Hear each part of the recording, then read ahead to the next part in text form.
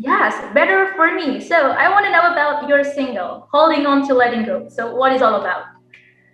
That song was written, it was me and my friend Adam, and we'd both been going through quite a lot of tough relationship stuff, breakups and whatever. And this Mm-hmm. song kind of fell out of our heads one day. And it's become this really beautiful song about how we struggle to let go of people. And even though we know it's bad for us, we'll keep clinging onto them because we don't want closure on it. Can you describe you in just three words? Scott is. Oh, tall, musical, vegan. Oh, you're a vegan. Elfara.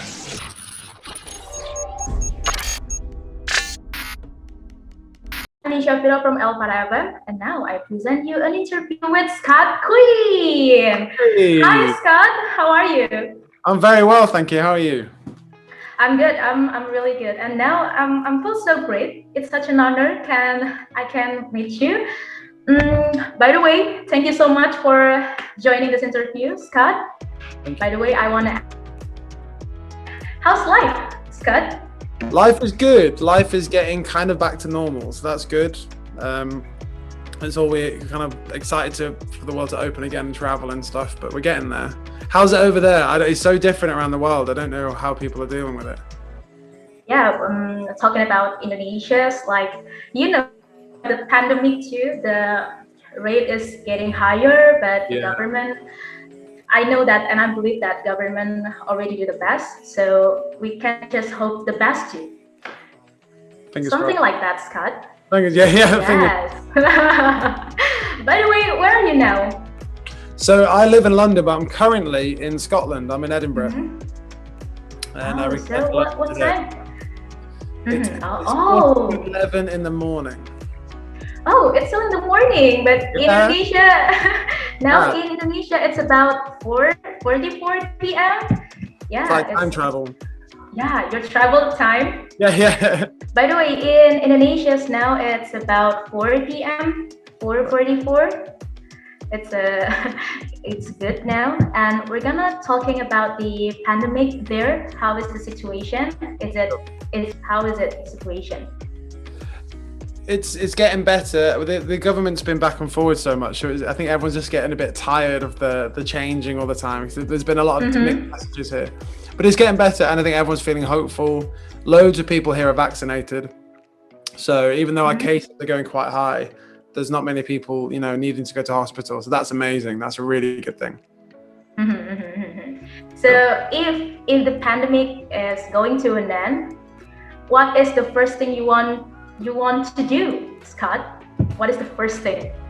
I want to get on a plane and go somewhere. I just, the UK is lovely, but we've been kind of locked in the same place for so long. And I used to travel loads before lockdown. So I'm very much looking for new people and new countries and new cultures. And I can't wait. Can't wait. I guess you already you want to travel a lot after the pandemic, right? For sure, for sure. And play shows, play gigs. I haven't played a show in so long. Have you ever come into Indonesia before? No, this is the thing. Ever since I've released music and it's kind of reached that side of the world, I keep being asked questions. Do I know much about Indonesia? And I really don't. And I can't wait to actually go learn and meet people out there because you all seem so friendly, and it just seems like a really beautiful part of the world. So that's definitely top of the list. Okay, so before we talking about your single and going deep, I want to know about you because I'm still curious. As long as I know you're not just a singer, you're also a producer. You're also a musician. You wrote the song, and I'm still curious when or what time that you feel that you're really into making music. I've just loved music my entire life. Like I was surrounded by music growing up, and I played in bands and orchestras. Very fortunate to have always known I wanted to do music for the rest of my life. And I know that's a very fortunate thing because people feel lost and they don't know what they want to do, but I've always wanted to do music. And so I just knew that I would just work incredibly hard to make that happen. And I'll just do it forever. I can't imagine myself doing anything else, to be honest. Wow, interesting. So let's play a game. Can you tell us about you? Can you describe you in just 3 words? Scott is tall, musical, vegan. Oh, you're a vegan. Wow, I that's know. cool. It doesn't go down very well a lot of the time, but there we are. But I know you keep on trying, and that's good. That's good. Yeah, I think That's good. So, talking about music, we're gonna talking about music. How big is your passion in music, Scott? it's literally my life force. Like, I can't imagine. It's, you know, I make music every day. I listen to music all the time, and it's just the one thing that I know. It's in me rather than something I've learned. It's something I've always had, and so without it, I just don't think I'd be able to live. I think it's definitely something that offers me a lot of therapy. It offers me a lot of joy. It allows me to understand the world in a certain way, and it allows me to communicate with people in a way that words can't. And that for me is powerful, and I just want to do it forever. If you can give me a number from 1 to 10, how big is your passion in music? From 1 to 10. 12, 13. Wow! Awesome, 12 yeah. from 10. Yeah, for sure. Wow, it's good. So I can say that you have such a talent, Scott. You're a producer. You wrote your song, and also, as long as I know, you wrote many songs for some musician too. So how it started? How did it start, did you say? And how did it started? Yeah. So, I mean, I've been writing songs for many, many years for myself, and then took a bit of a break from my own project, and then started writing for other people. And that was just kind of networking and meeting different musicians. And then I got thrown into K-pop. I wrote a song for BTS with Zara Larsson, which was amazing. And then I went to South Korea to do a writing camp, and then just traveled all over the world writing with people, which was incredible. And it just means I can write different genres, so K-pop, country, pop, R&B, you name it. And it only makes my own music so much better because it's, you know, I've been exercising that muscle, that creative muscle. So it's just so much fun. Oh, it's amazing. But Scott, did you have a special time or maybe a special places that you want to go to find your inspiration when you're making your masterpiece? I think it's just musicians or songwriters kind of like observe the world in a different way, and I think it doesn't have to be this grandiose or big thing. I actually enjoy writing songs about small things, or taking inspiration from very small interactions, or, you know, just what the kind of day it is, or, you know, you go to an art gallery, or just small things. But a big thing of mine was before traveling and meeting new people and experiencing new cultures and how people interact with each other. And so coming out of lockdown to do that will be amazing again. It'll be all brand new again. You really have such a talent. Thank you. That's cool. Thank you. You're welcome. And by the way, congratulations, Scott, for your single, Holding On to Letting Go. So, and also your new EP that already released, right? Yes, a few days ago. Yes, Better For Me. So I want to know about your single, Holding On to Letting Go. So what is all about? That song was written, it was me and my friend Adam, and we'd both been going through quite a lot of tough relationship stuff, breakups and whatever. And this song kind of fell out of our heads one day. And it's become this really beautiful song about how we struggle to let go of people. And even though we know it's bad for us, we'll keep clinging onto them because we don't want closure on it. And it seems that since we've released it, that people all feel the same. And I think this song has managed to give people answers to a lot of questions they had.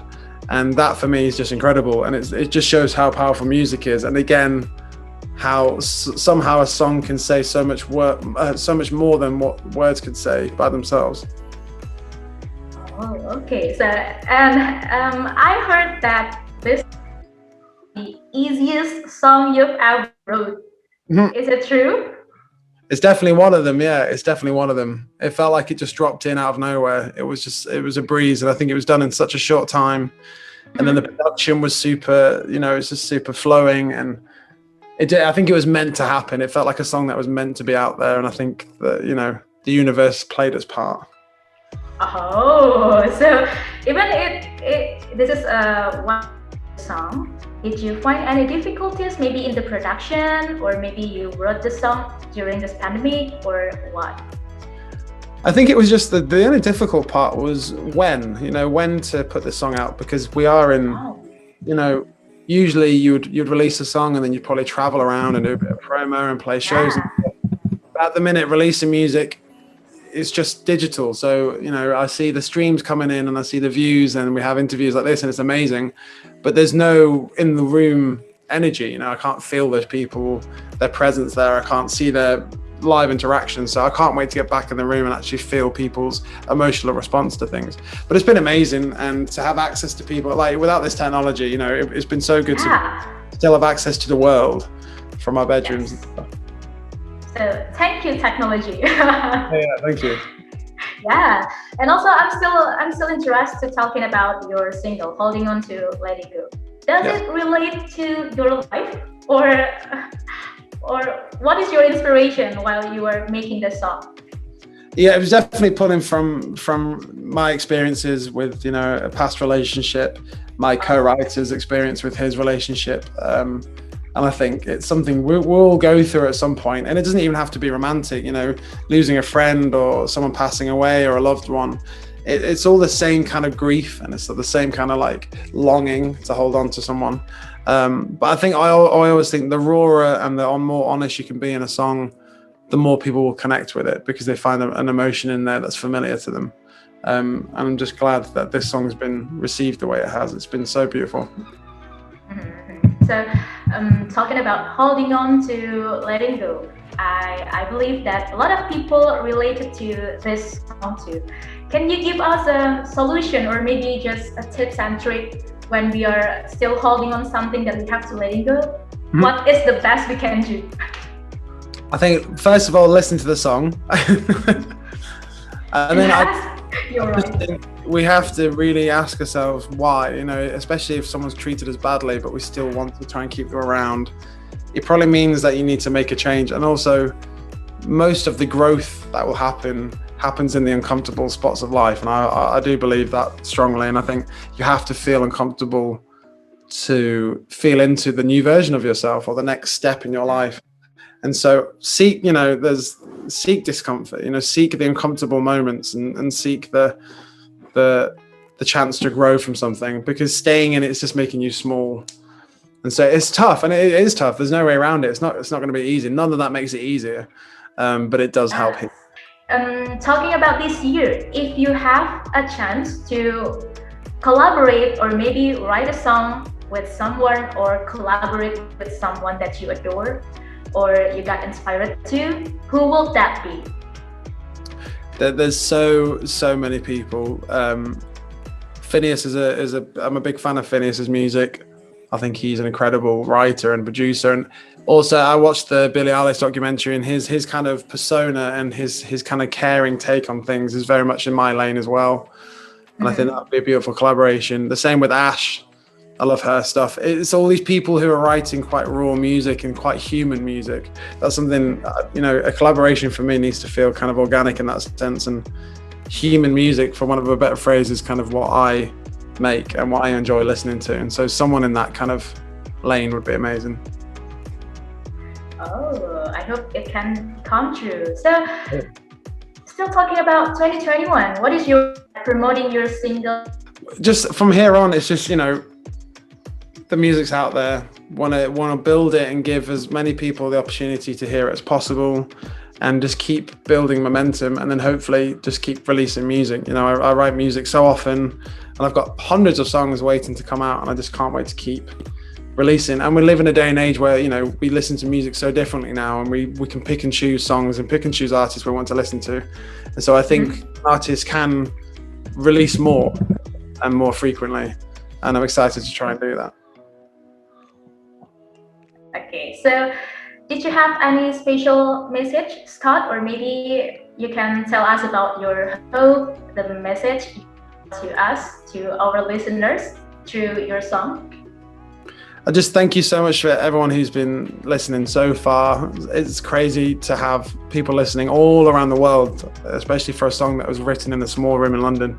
And I just urge everyone to keep listening, keep sharing. If everyone shared it with one person, it just spreads so much quicker. And there's something more than, not even just because, I've liked more streams, it's because this song really feels, Hold On to Letting Go especially, seems to be healing people.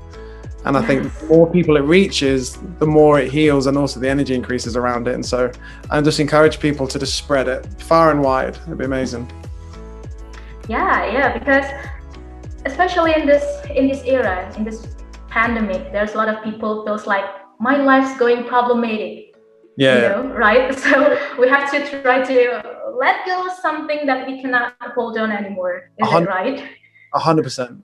So can you please promote your new single and your new EP to our listener? We call it Elfriend.